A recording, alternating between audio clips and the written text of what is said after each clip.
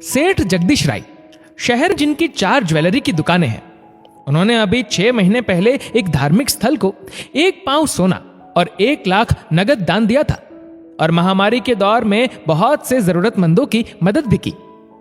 एक दिन सिलाई कढ़ाई का काम करने वाला रविकांत मदद की उम्मीद में सेठ जगदीश राय के घर पर आया। सेठ जी, मैं रविकांत, आप ही की कॉलोनी में नुक्कड़ पर मेरी सिलाई कढ़ाई की दुकान है। मुझे आपसे कुछ मदद चाहिए थी। कैसी मदद? सेठ जी, मुझे 10,000 रुपए की जरूरत थी।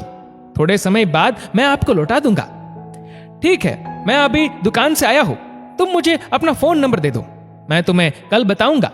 धन्यवाद सेठ जी, कह रविकांत वहां से चल दिया।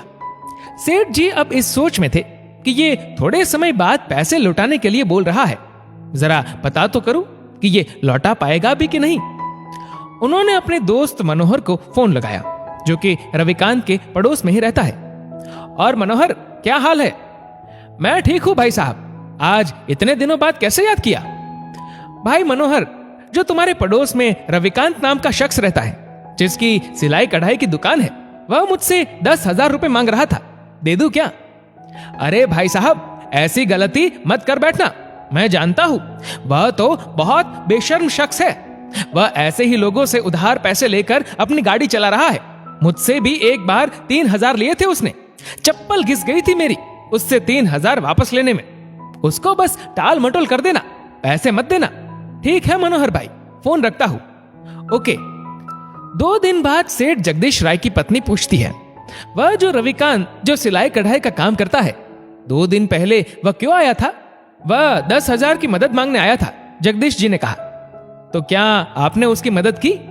नहीं, मेरे दोस्त मनोहर ने मना कर दिया था। वाह, बहुत अच्छा काम किया आपने। कोई मजबूर आपसे मदद मांगने आया था, आपने उसकी मदद नहीं की, वह भी उस दोस्त के कहने से जिसकी पत्नी मुझसे कई बार 2-2, 3-3 हजार रुपए ले जा चुकी है, जो उसने कभी वापस भी नहीं लौटाए। अपने आत्मा से भी पूछ लेते एक बार, दूसरा इंसान कब चाहता है कि किसी का भला हो? हमारे कोई औलाद नहीं, शायद हमारी ही नीयत में कोई खोट है। धार्मिक स्थल पर सोना और 1 लाख नगद दान दिया था, वह भी क्या किसी से पूछा था?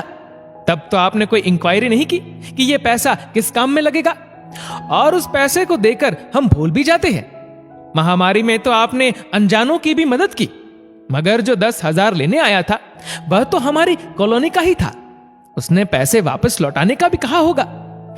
जगदीश राय अपनी पत्नी की बातें चुपचाप सुनते रहे। उनकी पत्नी ने कहा, मैं सुबह उसके घर जाकर उसकी मदद करूंगी। अगले दिन जगदीश राय की पत्नी रविकांत के घर जाकर उसकी पत्नी से मिलती है। बहन जी, आपके पति हमारे घर 3 दिन पहले 10,000 रुपए मांगने आए थे, मैं वह देने आई हूं। बहन जी, आपका बहुत बहुत धन्यवाद, मगर अब इन पैसों की जरूरत नहीं, क्योंकि जब मेरे पति आपके घर आए थे, उसके अगले दिन बेटी का कॉलेज में एडमिशन का आखिरी दिन था।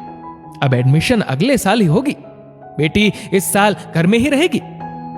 जगदीश राय की पत्नी हारी हुई सी उदास मन के साथ 10,000 लिए वापस अपने घर आ गई। दान धर्म के लिए सेठ जगदीश राय के पास पैसे तो बहुत थे, लेकिन रविकांत की मदद के लिए आखिर उन्हें इंक्वायरी क्यों करनी पड़ी? क्या इस इंक्वायरी की जरूरत थी? दोस्तों, इस वीडियो को लेकर आपकी क्या राय है, नीचे कमेंट करके जरूर बताएगा। और अगर आपको वीडियो अच्छा लगा हो तो इस वीडियो को लाइक करेगा, शेयर करेगा ज्यादा से ज्यादा लोगों तक, और ऐसे ही और भी इंस्पिरेशनल वीडियोस के लिए सब्सक्राइब करें हमारे यूट्यूब चैनल को और फेसबुक पर फॉलो करें हमारे पेज को। धन्यवाद।